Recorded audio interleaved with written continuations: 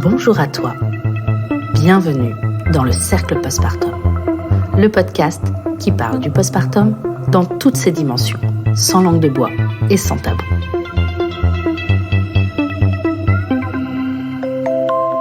Je suis Anne-Charlotte Schmitt et je t'invite à entrer dans le cercle.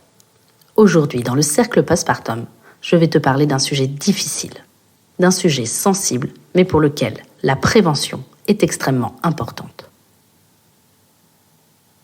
Oui, aujourd'hui, je vais te parler du bébé secoué. Le sujet est encore parfois tabou, en tout cas souvent tu. Pourtant, il est nécessaire d'en parler, de mettre ce sujet sur la table afin que chaque parent connaisse les risques, les conséquences et les attitudes à adopter. On va rentrer tout de suite dans le vif du sujet. C'est un sujet qui effraie, moi la première. Je ne savais d'ailleurs pas vraiment comment l'aborder. J'ai repoussé ce thème plusieurs fois. Mais un chiffre m'a fait sauter le pas. À la suite de la pandémie de Covid-19, l'incidence du syndrome du bébé secoué a doublé. Et la mortalité a décuplé, rien qu'en région Île-de-France. Pourtant, très tôt dans la pandémie, la communauté scientifique, médicale et sociale a prévenu du risque d'augmentation majeure de la maltraitance et des négligences envers les enfants, et notamment du syndrome du bébé secoué. En effet, les facteurs de risque de maltraitance connus dans ce contexte de confinement allaient être plus présents, comme par exemple le fait d'être confiné dans des petits logements à plusieurs, mais aussi la fermeture des crèches et des écoles, la désorganisation et l'impossibilité d'accueil des services sociaux, ainsi que la détresse psychosociale. L'HAS, la Haute Autorité de Santé, mais aussi l'ARS, l'Agence Régionale de Santé, et le gouvernement se mobilisent depuis le début de l'année pour la prévention du syndrome du bébé secoué. Le syndrome du bébé secoué, c'est une maltraitance qui peut être mortelle. Et donc aujourd'hui, je vais te parler du SBS. Alors, qu'est-ce que ça veut dire SBS ? Le SBS, c'est le syndrome du bébé secoué, parfois aussi appelé TCNA, soit traumatisme crânien non accidentel. Parce que oui, le syndrome du bébé secoué, c'est un traumatisme crânien grave. Cela n'arrive pas lors d'un accident, mais bien suite à un geste intentionnel extrêmement violent provoqué par un ou plusieurs secouements avec ou sans impact. Dans les pays développés, le syndrome du bébé secoué est la cause la plus fréquente de décès liés à un traumatisme chez le nourrisson. Lorsque l'enfant ne décède pas, les complications sévères à long terme sont très importantes avec des troubles du développement neuronal, tels que l'épilepsie, les troubles du langage, la déficience intellectuelle, les anomalies du comportement, les troubles de la motricité ou encore les troubles visuels. C'est-à-dire qu'avec le syndrome du bébé secoué, soit l'enfant décède, soit il est handicapé à vie. Ah oui, je te l'ai dit, on est tout de suite dans le vif du sujet, et c'est un sujet grave dont on parle aujourd'hui. Alors, qu'est-ce qui se passe quand on secoue violemment un enfant, enfin un bébé ?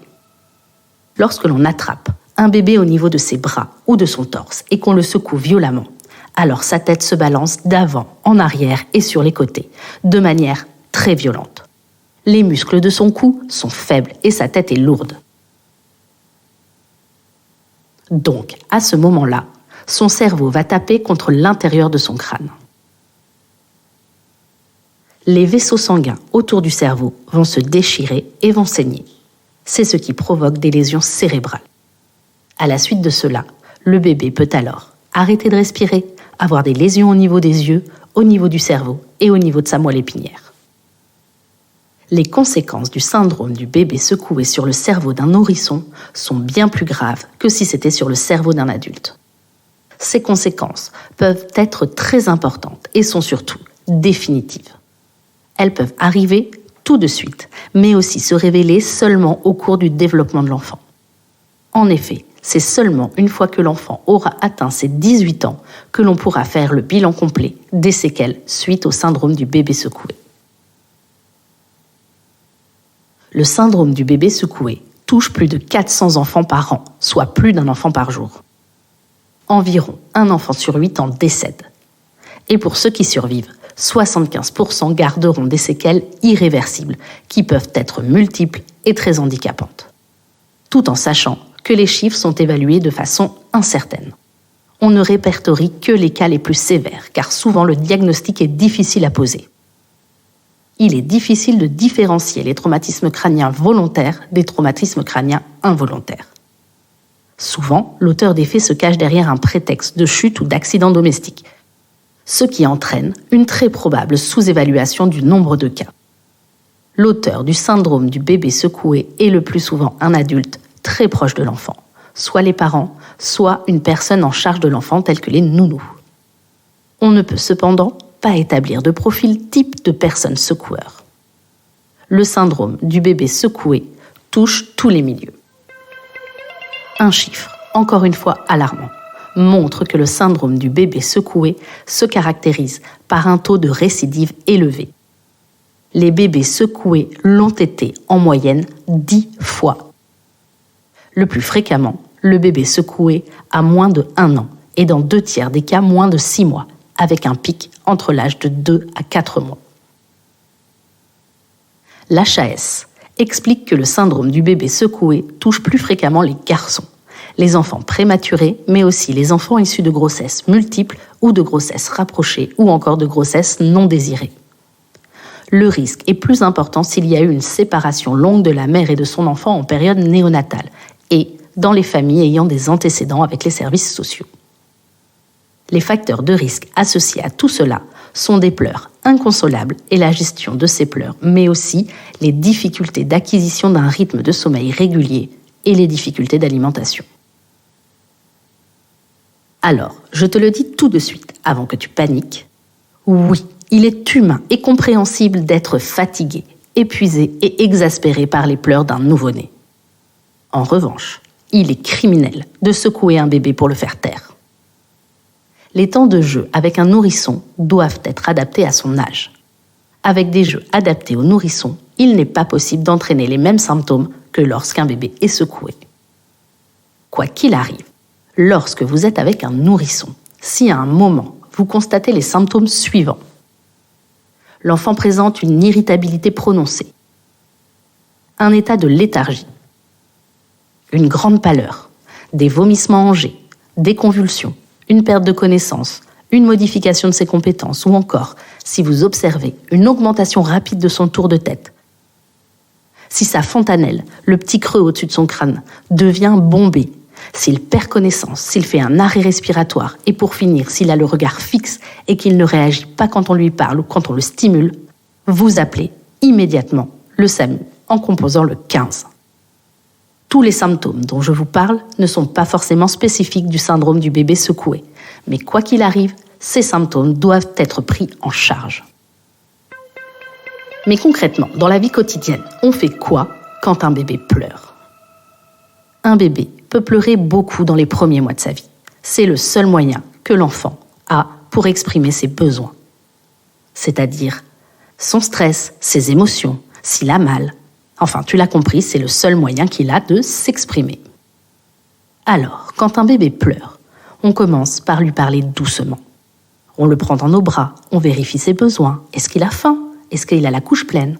Est-ce qu'il a chaud ? Est-ce qu'il a froid ? Est-ce qu'il a besoin d'être rassuré ? Est-ce qu'il a mal quelque part ? Une dent qui pousse ? Ou est-ce qu'il s'est fait mal ?